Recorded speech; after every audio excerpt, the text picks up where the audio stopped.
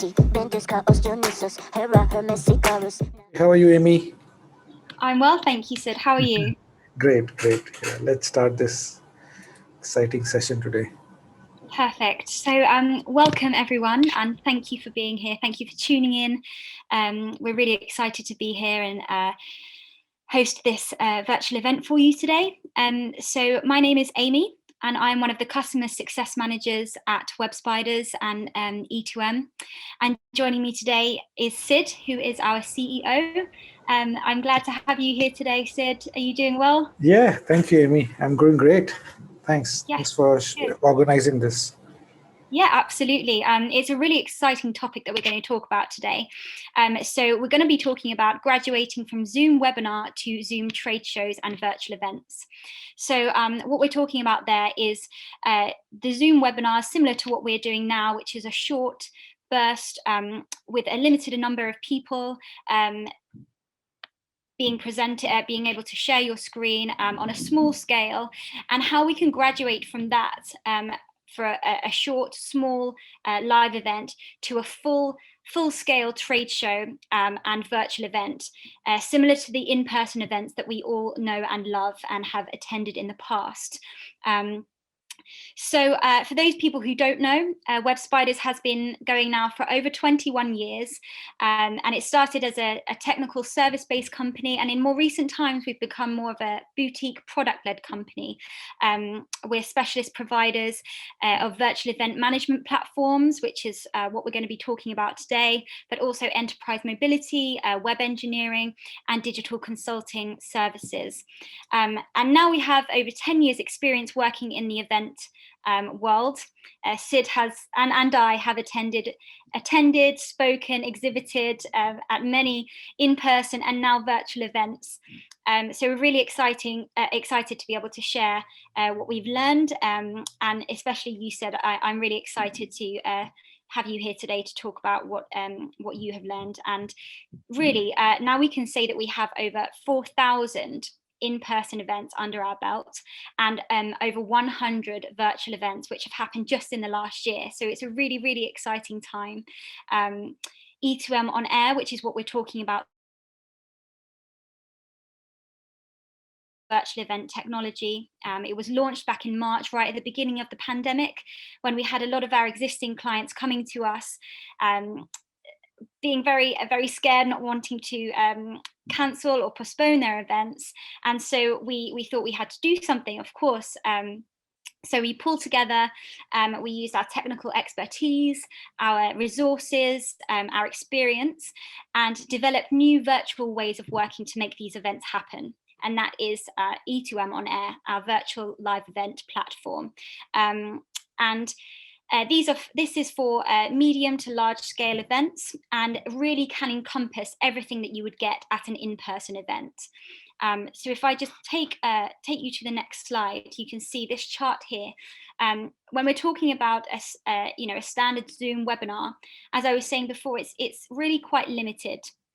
They're good for short, sharp bursts or quick meetings, but they're really quite limiting. So you don't get to fully design or brand the webinar, and in terms of features, you don't get the roundtables for engagement, one-to-one meetings, that serendipity, that excitement of not knowing who you may meet or be able to talk to. You don't get the virtual attendee of speaker profiles, so you don't get to know much about the other person as much, and it's limited in time as well.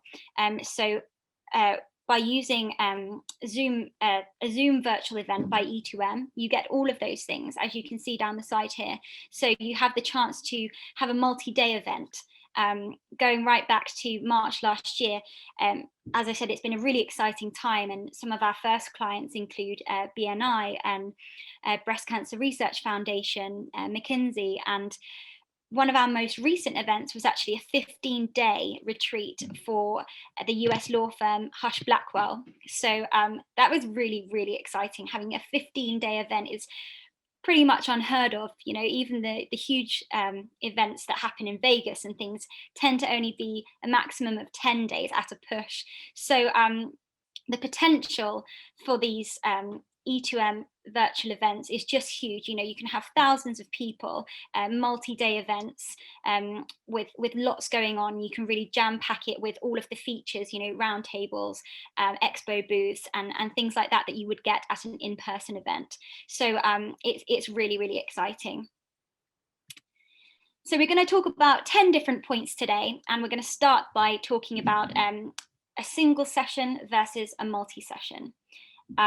So this is what the agenda would look like. So an attendee logging in, going through the lobby and clicking on agenda, this is what they would see. So this is the timetable.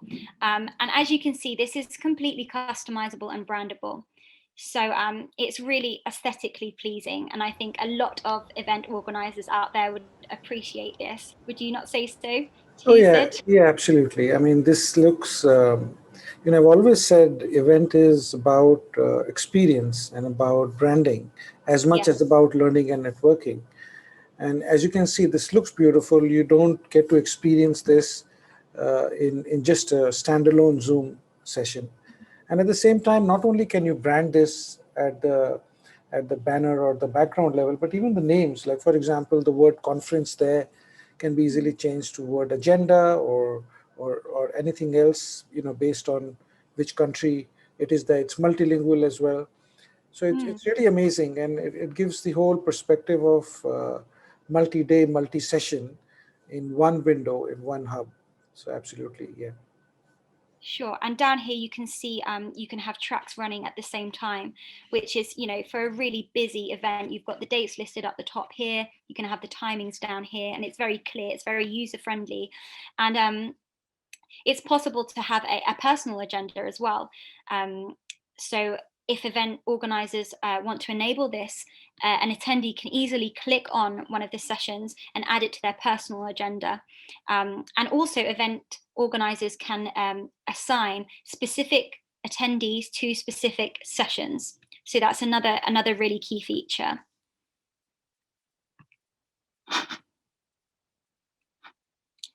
And the different tracks that you can get, Sid, how many tracks have you seen happening at the same time? I think we've in virtual we've seen 5 tracks at the same time, so 5 different sessions. But there's no technical limitation. I mean, large events like the Dreamforce event, they can have like 25 tracks at the same time. Yeah. So our system is pretty scalable, even in terms of the UI, where you can structure, and essentially once we have 3, then it starts stacking Mm, against each other, and then you can have as many as you want. But yeah, I yeah. mean, what I've seen is I think 5 or 6 are, most of the, yeah, that's what I've seen till date. And you can have exclusive events. So as I was saying, they can be pre-assigned. So maybe if you were having 5 tracks, one out of those would not be visible to most of the attendees, but you could have one exclusive Yeah, subset of attendees that would be able to see that. yeah, absolutely. So personalized agenda is possible, based on your registration type. You can have certain kinds of session only available to those ticket holders. And Yeah. what that means is that, yeah, you would see that track or that session, Mm. whereas the other person would not see it. So yeah, so this Mhm. is pretty much there. Sure, yeah, and you can see the different backgrounds here, the different colors. You can really make the lobby and the agenda page, each page completely eye-catching and memorable, and that's what you really want from your events. So next of all, we're going to talk about the lobby designs that we have, and we have a variety of templates for you to choose from. And they really look and feel like a real lobby. So this one is one of the pages that we had for BCRF. And this was a really, really gorgeous, classic BCRF color, bright pink. This was for one of their hot pink evenings. And they really created a buzz and an atmosphere by an anticipation for the event with this countdown. They put their sponsors right at the forefront of their event, as you can see them listed out here. They had a text to donate, and raised a huge amount of money. Sid, you've seen a huge amount of money being raised through these events and the text to donate, haven't you? So these are charity events where the focus is to raise money, and have some form of entertainment and education as Mhm. well. So we've been amazed. In one of the texts to donate, like there was one person I remember who added a pledge of $200,000 in one text. And Wow. he already had a pre-pledge of 50,000, and he got motivated during the event. He added 200,000. Wow. But typically these events, they are seeing anywhere from 450,000 to $3 million, Mm, and overall they raise more than $6 to $7 million. Pre and post event. sure. During the event, there's a big chunk as well, but pre and post event they raise as well. So it's yeah, it's really a lifeline, to be honest. Especially in these times when you cannot hire a hotel or a conference room or a ballroom, Yes. and these causes are unique. Whether it's this non-profit or the other, they need to keep. We just think we are really, the whole world is seems to be focused on one cure, but there's so Yeah. many other things that needs attention as well. So Absolutely. this is almost invaluable for their cause. Yeah. And as you can see down the side here, they had links to their social media, engagement features, the hashtag here, the opportunity to like and comment right from the beginning of the event. So this is an example of another lobby page. As you can see, it really looks and feels like a real event lobby. And you have the banners here, which you can completely change whatever you want to have on them, buzzwords, hashtags, your sponsors. And you can change the names of each of these key areas, but these are all quick links to the key areas of the event. And you can even have music playing as soon as the attendees log in, which really does add to the experience, I think, or even embed a video like this. And that can be played automatically or manually. Here is another example, again with lots of branding and looking and feeling like a real lobby of an event. And this one is really, really eye-catching. You can see just how much branding is here. You even have these people to make it look and feel as if you are there.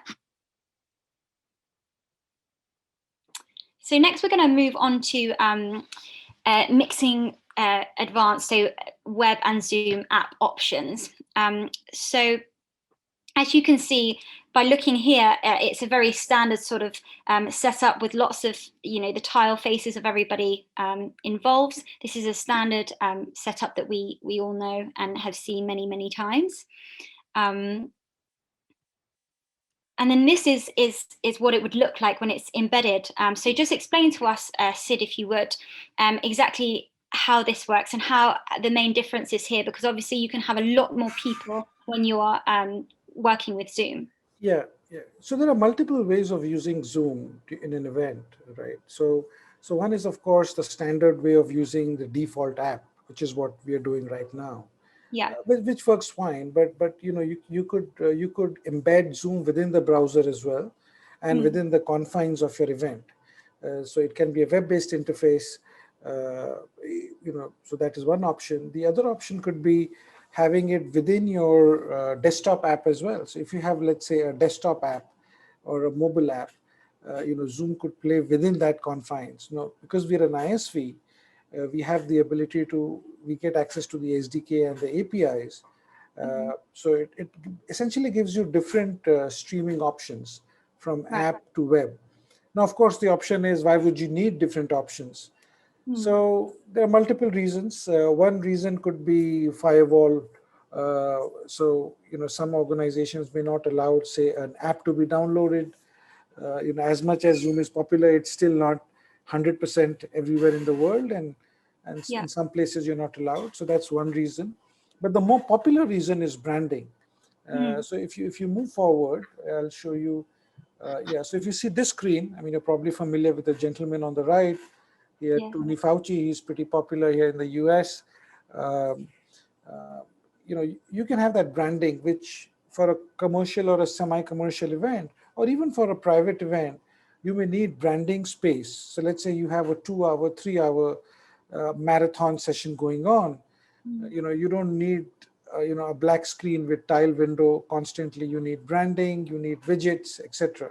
That cannot happen in native the default Zoom app. So you can monetize it or you can use it for engagement, and we'll see again in the BCRF example how you can embed widgets within the video screen later on.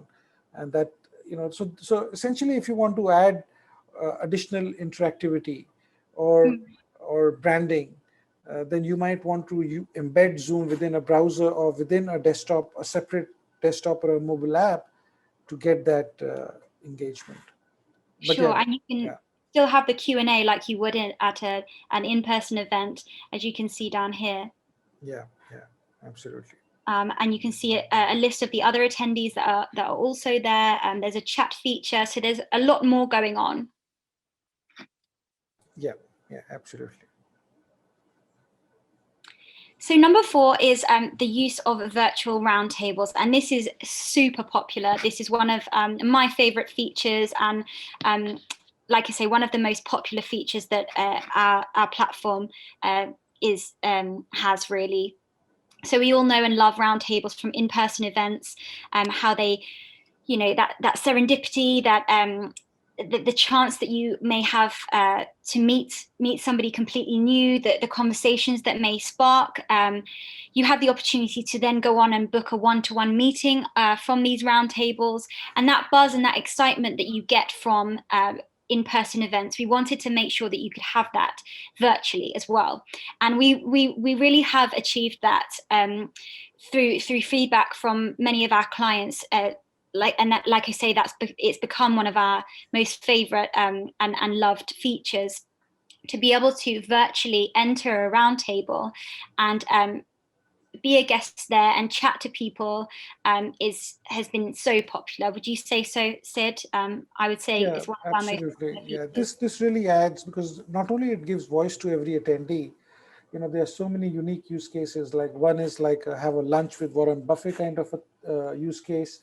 We've seen our customers who've actually sold roundtables, so they're paid roundtables, as much as $5,000 per roundtable, and then they are branded. So that's one opportunity. Pre-assigned roundtables. So imagine a newly sales exec or an account executive in a sales kickoff meeting, getting the chance to speak to the CEO or the chairman because of roundtables, virtual roundtables. It's hard to do that. Say if you're even if you're a small to medium-sized company with 100, 150 sales employees, you still, it's hard for you to get access to the top management on a one-to-one or on a small group. Similarly, making sure that you align with topics. So you could have roundtables as open roundtables. So we saw it in the Hush Blackwell case, where they had very unique roundtables, like the golfers roundtable, the yogis roundtable, Yeah, so they can be yeah, categorized, and you can have yeah, like-minded people grouped together. absolutely, And you can even have, I mean, another reason they're so popular is, like you say, you can have even celebrities or industry experts, and yeah, it's almost a fight to get onto certain tables. But if they're yeah, open, people can jump from table to table, and yeah, even if they're full, I mean, with Zoom, each table can hold up to 1,000 people, and even if they're full, you can enter in spectator mode, yeah. which is, On the web you can do that. So yeah, sometimes you want to create. You don't want. I mean, though technically you could have 1,000 people, but of course, it really, it's very hard to speak when you have 1,000 people in the room. sure. Uh, so generally, we advise that you should have, say, at the most 12 people, no more than that. And so it creates a sense of exclusivity and focus as well, where everybody gets a chance to interact with everybody else. Yeah, And when some tables really get popular, with E2M, you can switch on the spectate mode. The host of the yeah. table can switch on spectate mode, which means others can just come and watch. And, they don't miss out on the conversations. So, Yeah, I think attendees really appreciate that, just yeah, having the chance to be able to listen and watch. If it's a really interesting table, if there's a hot debate happening, it's really great. yeah, yeah.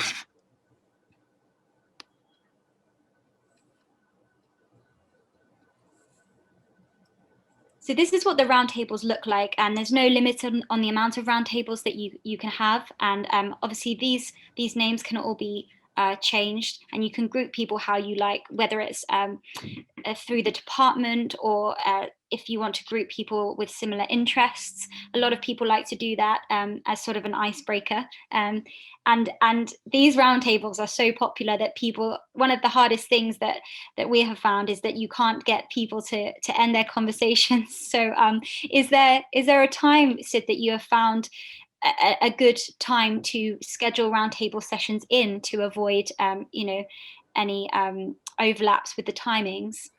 Yeah, so roundtables being very popular, the people keep. We found that they keep. It's very hard to get them out. So even Yeah. if you schedule 30 minutes, they're still talking beyond, 40 minutes, 50 minutes, even sometimes beyond that. Mm. So, so sometimes it's useful to either have it after the keynote session. Uh, Yeah. you can have open roundtables, which is people can come in, but specific focused roundtables with subject matter experts or celebrities, it's probably better to have after the key sessions. Or you could have an entire, say, post-lunch session on Mm. roundtables. So Mm. that's useful as well. I Yeah. think So that's wise. That's wise to schedule yeah. in then. And this is what they look like. So once you're in a round table, Yeah. you can see how this looks with the chat feature, the Q&A. You can see the other attendees that are in here, and whoever is speaking is able to share their screen as well, whether they want to share the entire screen or just a specific window. As you can see, this was being shared for educational purposes with the sticky notes. Yeah. And one thing you would notice is, Amy, is that how beautiful when you can give the full title. Like if you Mm, go back just one screen, you will see that this was actually for a educational institute, and you can see that you can have the name, the school, mm, and you don't really get that in default Zoom. yeah. Uh, and it's really important, especially when you have networking events. It's really important for you to understand who are the people, who are the attendees, who are the speakers, their bio. So there's no sense of bio or profiles or full details on Zoom. And these are the ways, these are the reasons why the traditional standalone one session Zoom is not really adequate for driving experiences. Mm, And by using E2M and its partnership with Zoom, you can still use that robust technology, but mm. have an entire event experience or engagement experience. Mm. And More, it's seamless, isn't it? So nobody needs to have a separate account or enter any details. It's completely seamless for the user, so they won't even notice that they're in this yeah, Zoom chat. if you're using a web version, then you don't need to take care. You don't even need the app. Mm, Yeah, and if you want them to use the app, then then also they don't necessarily need to provision an account, or they don't need to share links separately. It's mm, automatically initiated, and the credentials like the name, etc., are automatically passed on. yeah. So that's really important. Yeah. So now we're going to move on to talk about the virtual expo floor. So virtual booths, as we know them, are primarily for maybe selling, like you would at the in-person event at on an expo floor, but these have been used in for educational purposes, for poster sessions, and they can be used in many different ways. The setup is the same, but depending on what you want to use them for, you can use them in many different ways. So poster sessions for selling, and Sid, do you have any more examples of ways in which the virtual booths have been used in your experience? I think there are three or four ways, Amy. So one is, of course, the classical, product-led model where you display a product Yes. or a company, right? So if you go to the next slide, I think there is, this is one example of that. And then if you go to another, then you have the video room. No, sorry, just one step back. Yeah.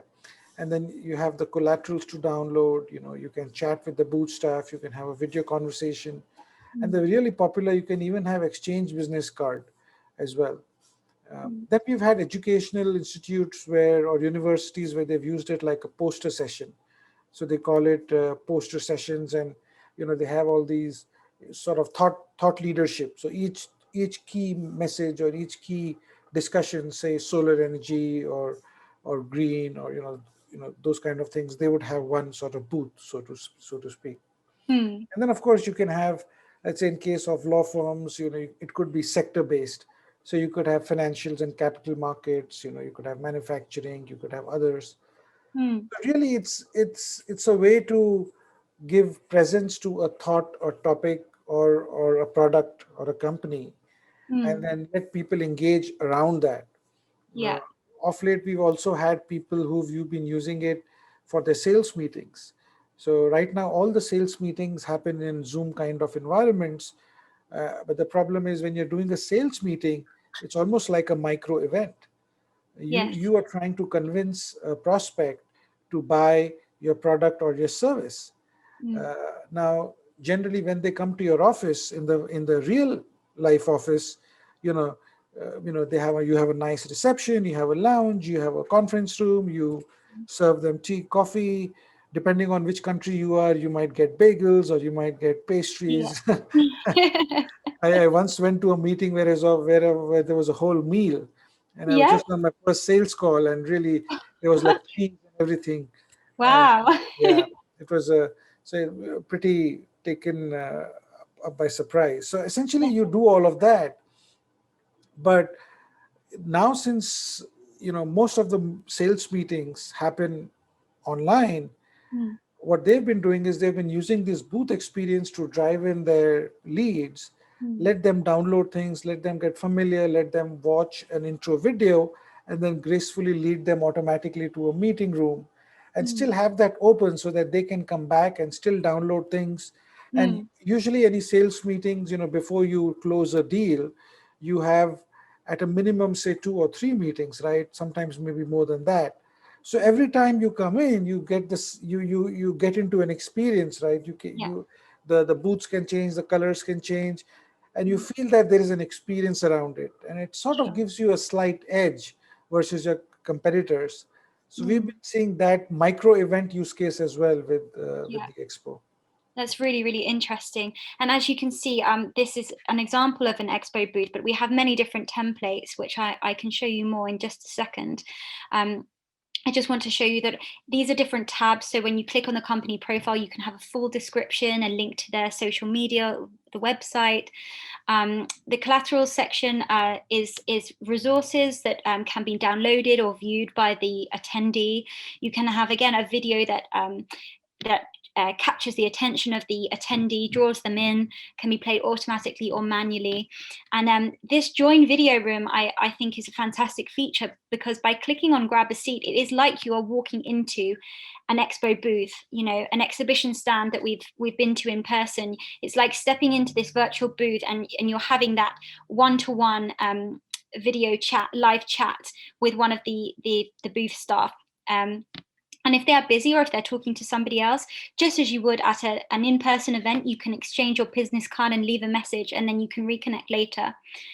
So it's really fantastic.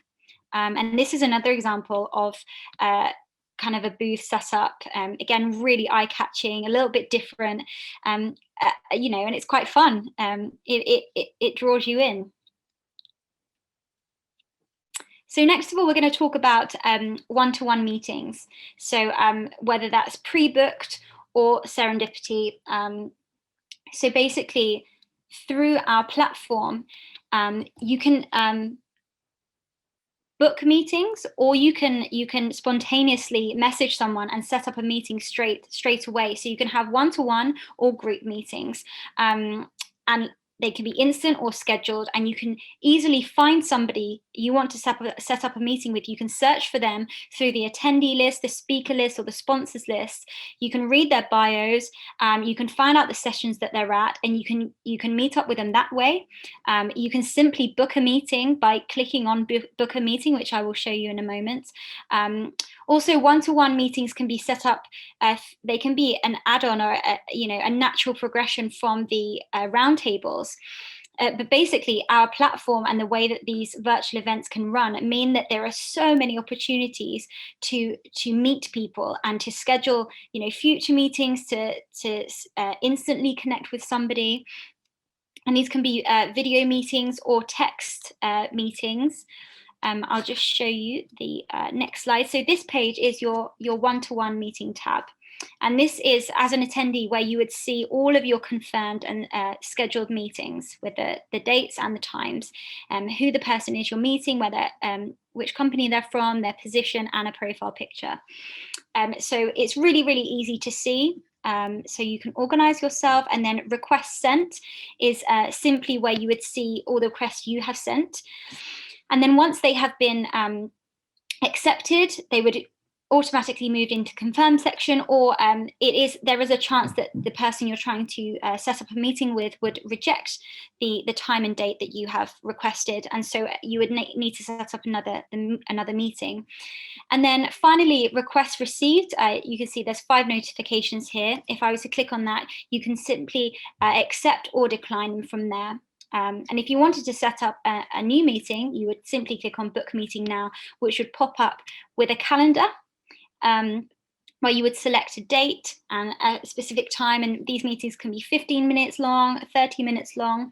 And the recipient will receive a notification and an email for them to then accept or reject. And you could either reschedule from there or go with the meeting. And like I said, this can be done simply through the Book Meeting Now icon on this tab, or they can naturally progress and happen through the chat.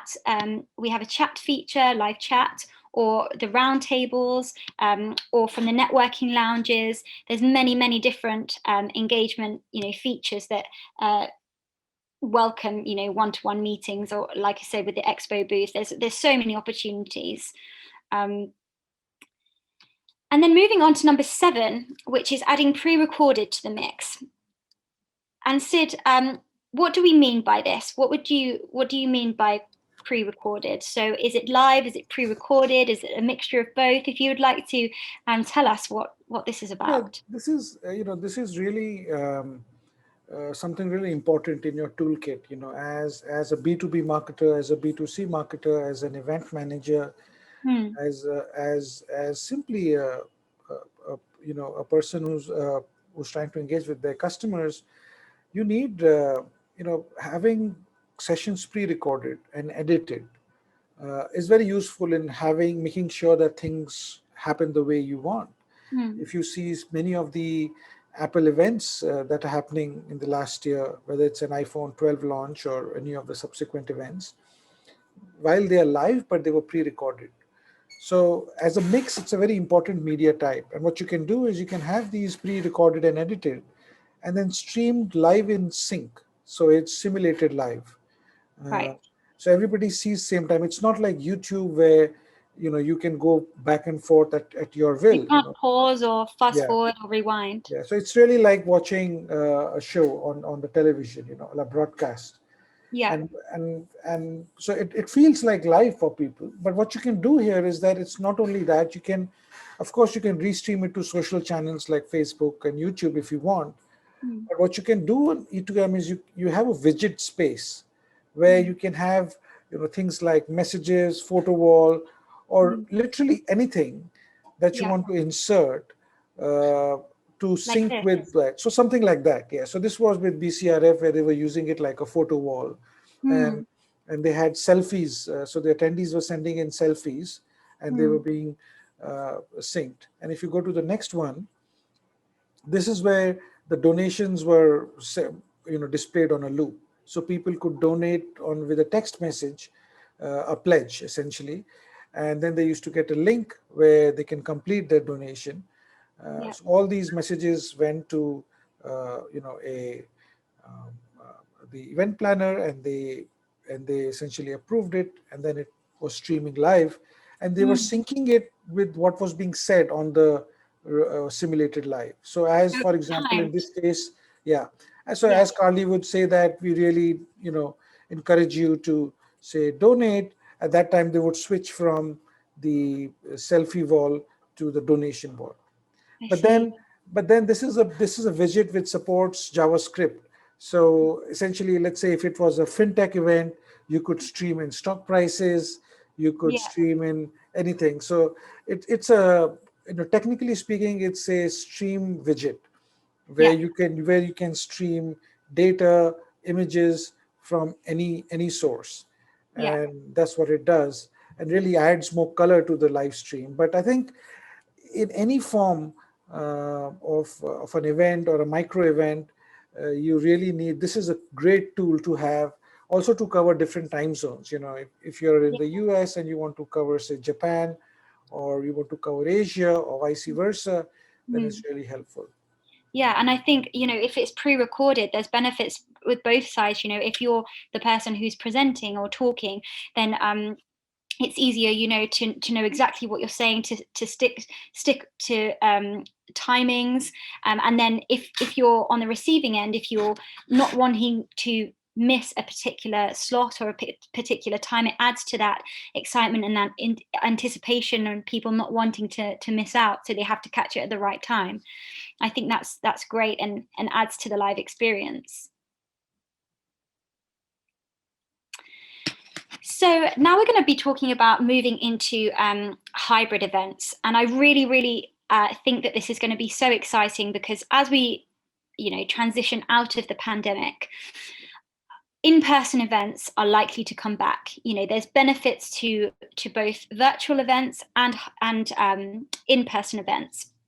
So I really think that there's going to be room for both. And I think that's how it's going to be coming out of the pandemic, to be honest.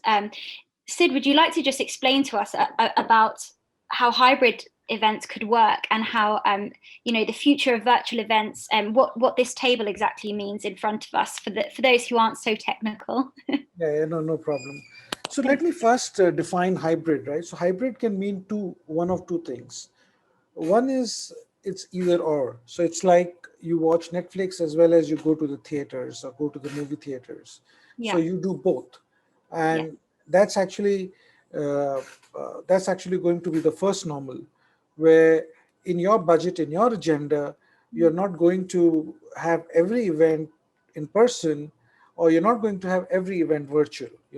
And it's a cycle where every virtual event increases the attendance of your in person, and all the people who are in person then interact back on your virtual event. So this is like a positive cycle that'll keep going on. Mm. The other definition to hybrid is when you're having an in-person event, but you're also streaming it. You're having mixed attendees, so you're having some people who are virtual and some people who are in person, Mm. and you are having mixed. So we see both of this happening, and this chart, essentially what you see is, let's imagine you have a regular session going on a typical stage. So Mm. you have the camera feed, which goes into an encoder software, something like Wirecast or OBS or something like that. And Mm. this RTMP server is what E2M provides. And then it's sent in the same time to the web player, or the mobile player on your browser, on Mm. E2M, or if it's a consumer event, then you can even stream it to public social channels like YouTube Mm. or Facebook Live, or even LinkedIn for that matter. Yeah. So this is essentially hybrid, and E2M is really ready. We've already done dozens of hybrid events where you've had a mix of attendees, some of them who are virtual, and there's a 2.4x increase. The figure we're talking about is 2.4, in Mm. terms of when people are, if you were expecting 1,000 people in a physical event, it Mm. jumps. The number of people who can potentially, and really jumps. It's a Yeah, and I massive guess increase. I guess it makes it more accessible for everyone to have the option to attend virtually or in Yeah, person, yeah, depending on where you are in the world. right. People could save time, time spent away from the office, time spent away from their homes and their families, and money, attending virtually. But then, if they attended one virtually, they may want to attend the next event in person, because there's definitely benefits of both attending in person and attending virtually. But if you And have the option, yeah, that's. and we noticed one more kind of attendee, which was actually doing half day virtual and half day in person. Oh, really? Yeah, and this is simply because traditionally, what you did was, let's say you had a 3 day, 5 day event, you took the whole week off. Yes. Especially in the US, where the event culture is very high, Mm, you would get an approval from your manager, mm, and if it's an event personnel, then it's fine. But if you're a manager, leader, or a performer, in other divisions, mm. you know the world is going at such a rapid pace that to get away from your other roles for Yeah. a whole week, it becomes difficult. Mm, At the same time, there are so many front facing roles, which where you have to be speaking to customers, where they could never take 5 days off from a working week and go to Vegas. yeah. They would Exactly. like to, but Yeah. so there's this new kind of attendees as well, which wants it hybrid.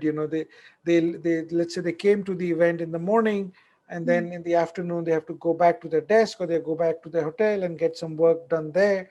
mm, So hybrid has so many meanings, from mixed attendee formats yeah. to the fact that you're going to have virtual and in person across your event calendar. Yeah. And so, in terms of, say, for example, a round table, could you have both virtual and in-person attendees at one round table?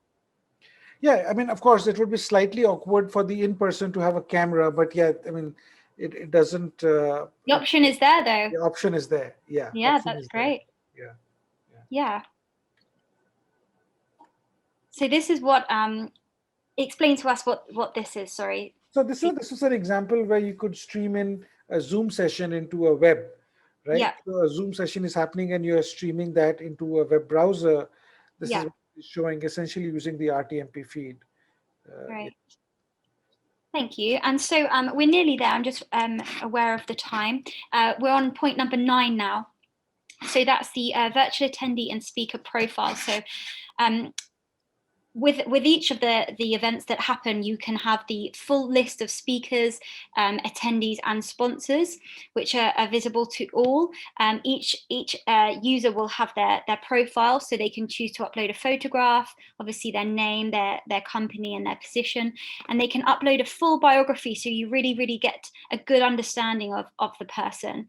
You can also click on the sessions and their resources that they are sharing. So if there is a particular person that you're interested in listening to their sessions, this is how you would find that. Um, and Sid, was it Hush Blackwell that had the new employee green circle to highlight who they were in this? Was it Hush Blackwell? Yeah, absolutely. So as you can see that getting the profiles of speakers and attendees and in a beautiful way like this is really important, right? Hmm. But you don't get that in just an off-the-shelf conferencing system like WebEx or Zoom.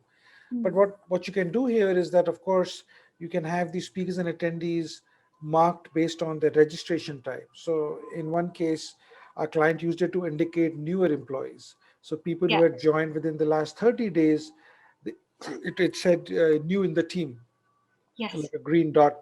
And that essentially made that the other people could tell them hello, right? Hmm. Similarly, based on you can have VIP event types. You could have gold, or you could have silver, and you Yeah. can help people indicate VIPs, and you can even upsell registrations or tickets if it's a Hmm. commercial event. So Yeah. you can brand attendees and speakers based Hmm. on different categories from the back end, and Yeah. leverage that. Yeah. In terms of the hybrid events that we were just talking about, could you essentially have virtual attendees listed and in-person attendees, however they were attending? Yeah, absolutely. So essentially, the way it works is that you classify them based on registration type, and then you Yeah, can assign a color, and then you can assign a text where you could do that. So absolutely. So it would then show that in person IP or virtual, uh, you know, and you can really drive further engagement. Yeah, that's great. And so, lastly, just to finish things off, we're talking about our Zoom ISV partnership, and that really means, that's really special, isn't it, Sid? That's really something. Not a lot of people can say that they have a partnership with Zoom, and it means that the license is included in this, so it's a really seamless flow for the user, and it's a really robust, powerful, partnership. That together with the platform is an amazing partnership. Yeah, How absolutely. have you found it? Yeah, absolutely. No, so we quickly realized that, we while we do have our own, streaming backend, we quickly realized that Zoom was pre-approved in a lot of corporate situations like firewalls and VPNs, Hmm. and Zoom has this amazing team, and we spoke to them for many months, and then we entered into this long-term partnership where we not only, we are licensed, we automatically license for our customers. So they don't need to bring in their own license. They could if they wanted to, Yeah, but they don't need to. And you don't have to share links, and it automatically creates and passes on the credentials of yeah, speakers, hosts, co-hosts. We automatically get the data of analytics from there. We bring it back to E2M, and we, combine it with all the other data that they generate to give them real-time analytics. So it's yeah. really beautiful the way this is run, and it essentially ensures that you have a seamless event. Mm. On our website, for example, you can see some video testimonials of customers who've successfully done it for multiple events, multi-week events, and we're already seeing events which are 30 days and annual licenses where they're using literally almost equivalent to one event being used across the year. Mm. So it's a beautiful partnership we have where our clients can leverage that for deep integration. Yeah, absolutely.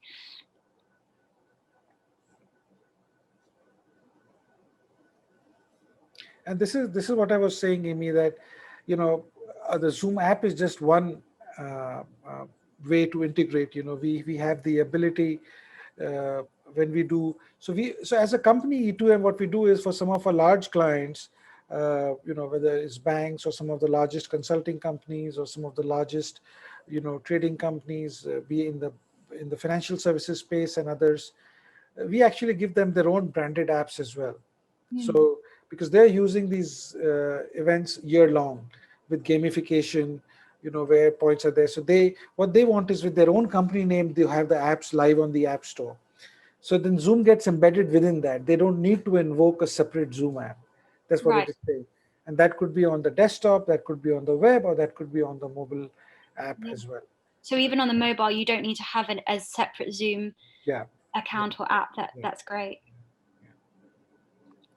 Well, thank you so much, Sid. Thank you for answering my questions, and everything that you've shared has been very insightful. I'm sure everyone appreciates that. So thank you. And thank you everybody for tuning in.